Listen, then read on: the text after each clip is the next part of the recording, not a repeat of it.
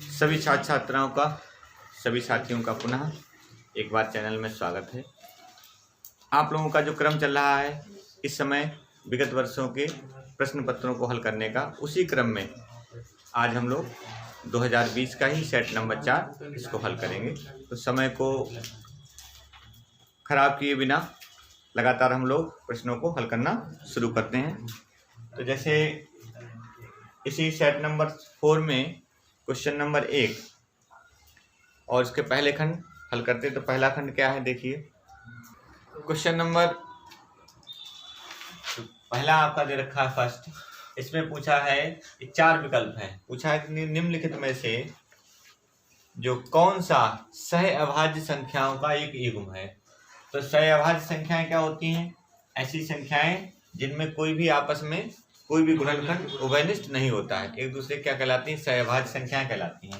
तो देखिए अगर हम इसकी बात करें 14, 35 को, तो देखिए 7 और 7 दूनी 14 और 7 पंजे 35। 7 दोनों में क्या हो गया? उभयनिष्ठ हो गया। इन दोनों में क्या उभयनिष्ठ हो गया? 7 संख्या उभयनिष्ठ हो गई। जबकि हम इस खंड की बात करें तो इसमें देखिए कोई भी संख्या उभयनिष्ठ नहीं है, क्योंकि उसके गुणनखंड कितने होंगे? 2 गुणा 3 गुणा 3 उभयनिष्ठ गुणनखंड की बात करें। अगर इसके गुणनखंड होंगे 5 गुणा 5, कोई भी अभाज्य गुणनखंड इन दोनों संख्याओं में उभयनिष्ठ नहीं है। यहाँ देखिए, यहाँ 31 तियां कितने होते हैं? 93। तो इसका मतलब ये हुआ 31 तो यहाँ पर है ही है, और यहाँ पर 31 तियां 93, 31 कॉमन हो गया दोनों में। तो ये भी सहअभाज्य गुणनखंडों, सहअभाज्य संख्याओं का कोई युग्म नहीं है। इन दोनों की बात करें तो इन दोनों में क्या कॉमन हो जाएगा? 2 ऐसी संख्या होगी, 2 से ये भी विभाजित हो जाएगा, 2 से 62 भी विभाजित हो जाएगा। तो इसका मतलब ऐसा युग्म जिसमें कोई भी गुणनखंड, कोई भी उभयनिष्ठ गुणनखंड ना हो, कोई भी उभयनिष्ठ अभाज्य गुणनखंड ना हो, तो ऐसी संख्या को हम कहते हैं सहअभाज्य संख्याओं का एक युग्म है। तो कौन सा युग्म है? 18, 25। इसमें कोई भी उभयनिष्ठ गुणनखंड नहीं आ रहा है, तो इसलिए क्या है? सहअभाज्य संख्याओं का क्या हो गया? एक युग्म हो गया। यही हमारा आंसर बन जाएगा क्वेश्चन नंबर 1 का, इस सेकेंड पार्ट इसका आंसर। खा खंड देखिए, इसको क्या कर ले, इसको भी हल कर लेते हैं।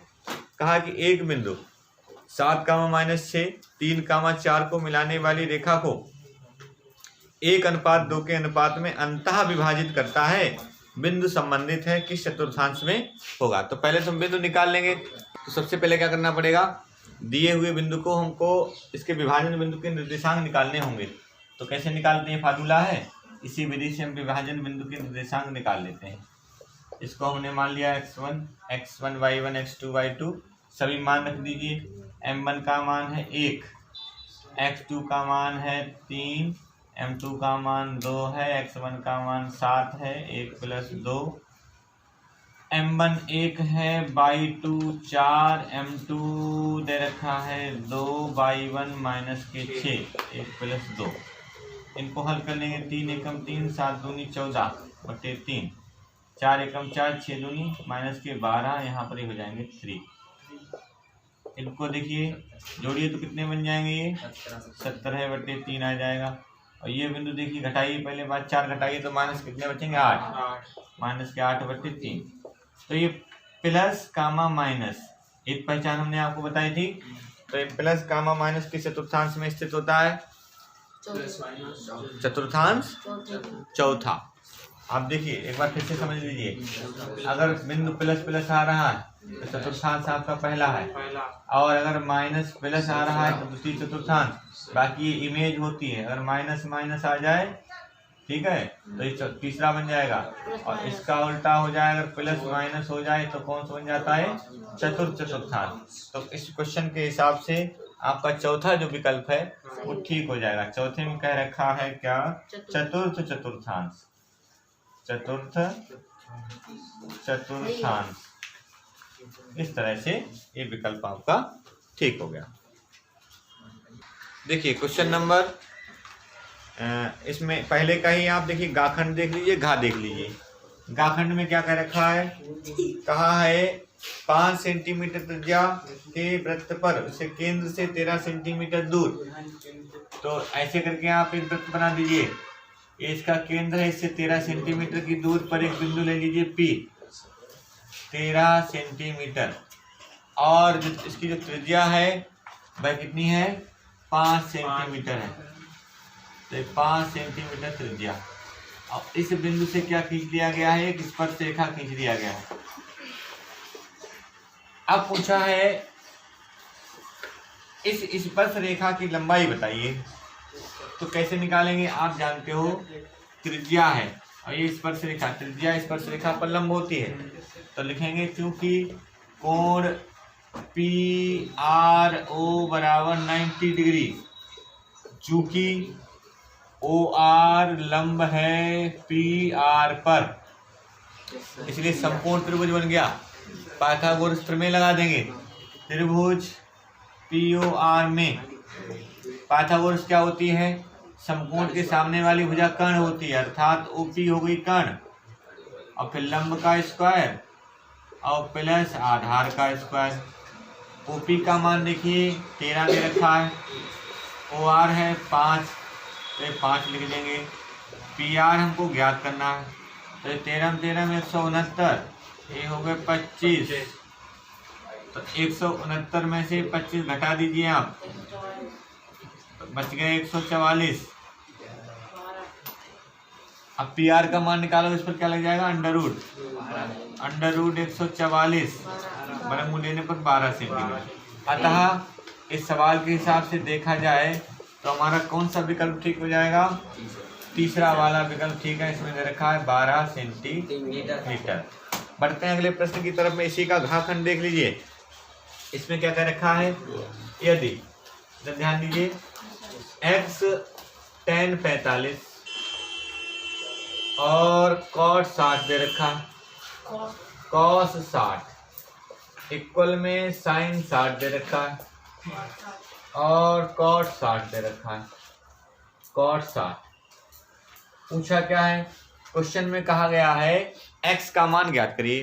तो x का मान कैसे ज्ञात करेंगे, tan 45 का मान टेबल से 1 होता है, cos 60 का मान टेबल से √3/2 और sin 60 का मान भी √3/2।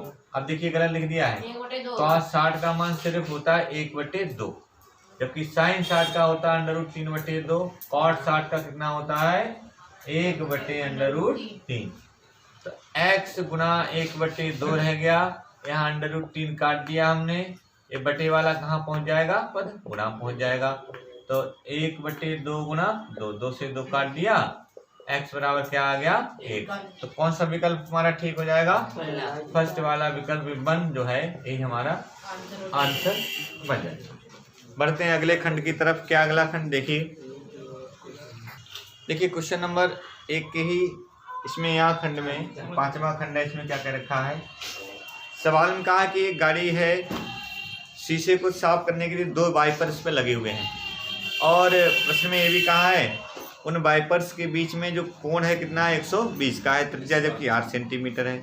पूछा गया दोनों वाइपर द्वारा साफ किए हुए भाग का क्षेत्रफल बताइए।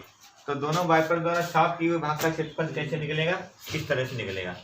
ध्यान रखने की क्या बात है, यहाँ एक वाइपर द्वारा, जब एक वाइपर जब भाग को साफ करेगा तब तो इतना क्षेत्रफल होगा। अब चूंकि वाइपर लगे हैं दो, दोनों मिलते नहीं एक दूसरे को, तो लिखेंगे 2 वाइपर द्वारा साफ किए गए भाग का क्षेत्रफल। तो साफ किए गए भाग का क्षेत्रफल 2 से गुना कर लेंगे, 2 वाइपर हैं तो 1/3 पाई आर स्क्वायर, अर्थात तो ये हो जाएगा 2/3 पाई आर स्क्वायर। इस आधार पर आपका कौन सा विकल्प ठीक हो जाएगा, इसमें सेकंड वाला जो पार्ट है आपका वह ठीक हो जाएगा। 2/3 कौन सा है, 2/3 चौथा पाई आर स्क्वायर चौथा वाला है, ठीक है। 2/3 पाई आर स्क्वायर। ये हो गया आपका क्वेश्चन नंबर 1 कंप्लीट। क्योंकि क्वेश्चन नंबर 1 का जो 6th वाला चा वाला खंड जो दे रखा है ये प्रायिकता का है, तो इस वर्ष इसको नहीं हल करते हैं। बढ़ते हैं अगले प्रश्न की तरफ। क्वेश्चन नंबर इसका सेकंड है, सेट नंबर 4 का 2020 का ये दूसरा वाला आपका क्वेश्चन है, इसको सॉल्व कर रहे हैं। तो पहला क्वेश्चन क्या कर रखा है, सिद्ध कीजिए कि एक त्रिभुज की दो भुजाओं के मध्य बिंदुओं को मिलाने वाली रेखा तीसरी भुजा के क्या होती है, समांतर होती है। सिद्ध करना है हमको। तो कैसे सिद्ध करेंगे, इसको हमने देखो हल भी कर रखा है, इससे समय की बचत हो जाए, आपको समझा भी दें। तो सिर्फ इतना दे रखा है कि त्रिभुज ABC में दो भुजाओं के मध्य बिंदु है, जैसे AB का मध्य बिंदु D है और AC का मध्य बिंदु E है। यह जो रेखा आती है DE, यह रेखा तीसरी भुजा के समांतर है, ये हमको सिद्ध करना है, इतना हमको ज्ञात था। अगर ये मध्य बिंदु है तो AD और BD बराबर हो जाएंगे, E मध्य बिंदु है तो AC और EC बराबर हो जाएंगे। सिद्ध क्या करना है, BC समांतर D हमको सिद्ध करना है। अब क्या करेंगे, हम दो त्रिभुज ले लेंगे, त्रिभुज ADE पहला त्रिभुज और दूसरा त्रिभुज ABC, ये बराबर वाला त्रिभुज हो गया। हमने देखा AD और BD का हमने अनुपात निकाला, कितना आया 1, क्योंकि AD BD आपस में बराबर है। ऐसे हमने AE और EC का अनुपात निकाला, वह भी कितना आया 1, क्योंकि AE EC आपस में बराबर है। जब आपको मालूम है कि त्रिभुज की भुजाओं के मध्य बिंदुओं से जो खंड बनते हैं तो उन खंडों का अनुपात दूसरी भुजा के खंडों के अनुपात के बराबर हो, तो त्रिभुज थेल्स की प्रमेय से क्या होते हैं, त्रिभुज कैसे हो जाते हैं, समरूप हो जाते हैं। थेल्स की प्रमेय यही तो कहती है कि थेल्स की प्रमेय में बताया गया है दो समरूप त्रिभुज, अगर दो समरूप त्रिभुज हों और उनके कोई एक समरूप त्रिभुज हो, उसकी भुजाओं के मध्य बिंदुओं को हम मिलाएं तो जो खंड प्राप्त होते हैं उन खंडों का अनुपात कैसा होता है, परस्पर समान होता है। अर्थात दो त्रिभुज कैसे हो गए, हमारे समरूप हो गए। और समरूप त्रिभुजों के सभी कोण आपस में कैसे होते हैं, बराबर। तो देखिए यह कोण जो होगा, यह कोण इस कोण के बराबर हो जाएगा, ऐसे ये वाला कोण भी इस कोण के बराबर हो जाएगा। तो देखा जाए कि अगर DE और BC को अगर तिर्यक रेखा BD काटे तो BD के द्वारा देखो ये संगत कोण बराबर हो रहे हैं। तो जब दो भुजाओं को जब कोई तिर्यक रेखा काटती है, उनके संगत कोण बराबर हो, तो दोनों रेखाएं आपस में कैसी होती हैं, परस्पर समांतर होती हैं। यही हमको सिद्ध करना था, समांतर सिद्ध होती है। बढ़ते हैं अगले क्वेश्चन की तरफ। देखिए क्वेश्चन नंबर 2 का एक खाखंड है, इसमें क्या रखा है, sec 4 theta equal to cosec theta minus 20 दे रखा है। अब आपको करना क्या है, इसमें थीटा ज्ञात करना है।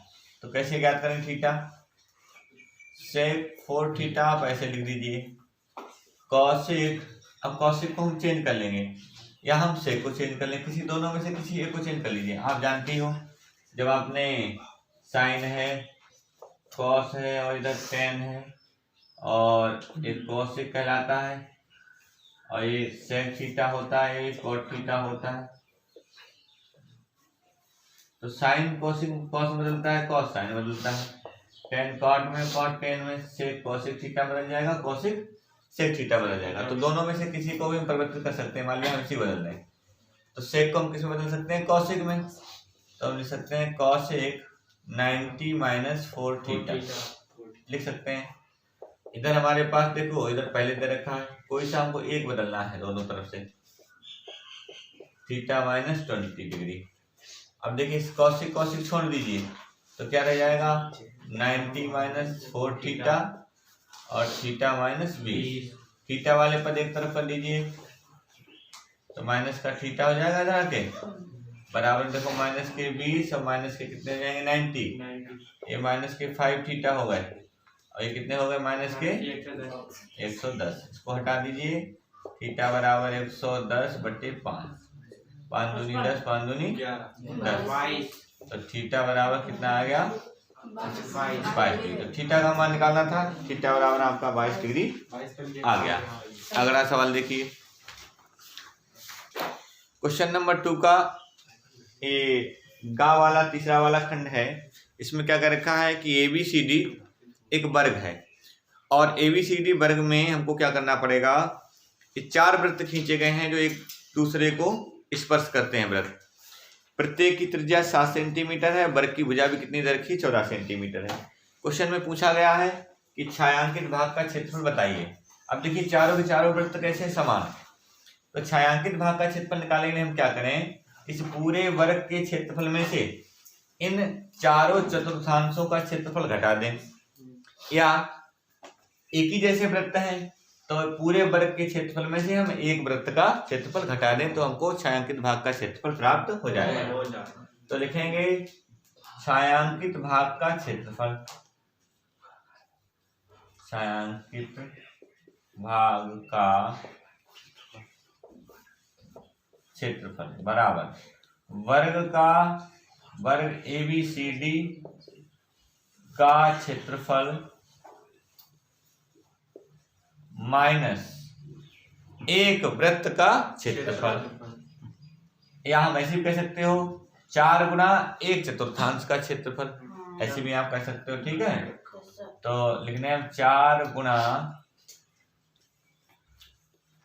वृत्त के 1/4 का क्षेत्रफल। तो सुनो, वर्ग का क्षेत्रफल होता है भुजा की घात 2, जबकि वर्ग की भुजा दे रखी 14 है। 4 गुना, अब देखो वृत्त का क्षेत्रफल क्या होता है पाई r स्क्वायर बटे 4। अब चतुर्थांश का मतलब चौथाई हिस्सा, तो बटे 4, 4 4 कैंसिल कर दिए, तो 14 का स्क्वायर, पाई का मान रख देंगे 22/7, r का मान है 7, तो 14 कितने होते हैं 196, और इस 22/7 गुना 7 गुना 7 7 7 कैंसिल कर दिए हमने, तो 196 माइनस 154 घटा दीजिए तो कितने बचेंगे 2 4 42 तो बचे 42 सेंटीमीटर स्क्वायर। तो छायांकित भाग का क्षेत्रफल कितना आ गया 42 सेंटीमीटर स्क्वायर आ गया। देखिए क्वेश्चन नंबर 3 के का खंड में बताना है बिना विभाजन के, हमको विभाजन नहीं करना है, बिना विभाजन के हम लोग को बताना है कि दिया हुआ प्रसार शांत है या अशांत है। कैसे सिद्ध करेंगे, देखो हमने कल भी आपको बताया था, इससे पहले बता चुके हैं कि अगर किसी संख्या के हर में अगर कोई संख्या दे रखी है उसका हर जैसे p/q के रूप में लिखा है, और ये जो हर दे रखा है इसमें 2 की घात 5 गुना 2 की घात n, 2 की घात m और 5 की घात n के रूप का दे रखा हो हर, या इसमें सिर्फ 2 का गुणनखंड हो, या इसमें सिर्फ कितना हो 5 का गुणनखंड हो, तो दी हुई संख्या का जो प्रसार होता है वो कैसा होता है शांत, शांत दशमलव प्रसार होगा इसका।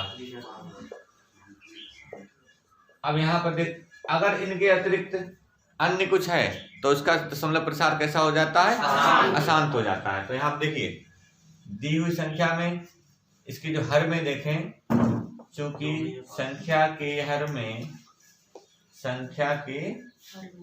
हर में 2, 5 तथा 2 तथा 5 के अतिरिक्त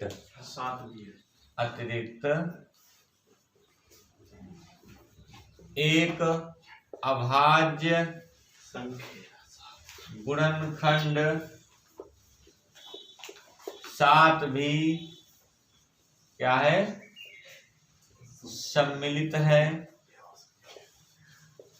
इसलिए इस संख्या का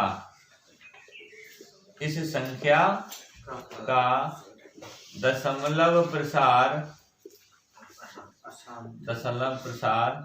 अशांत आवर्ती होगा, अशांत आवर्ती होगा। ये हो गया सवाल, लिखो।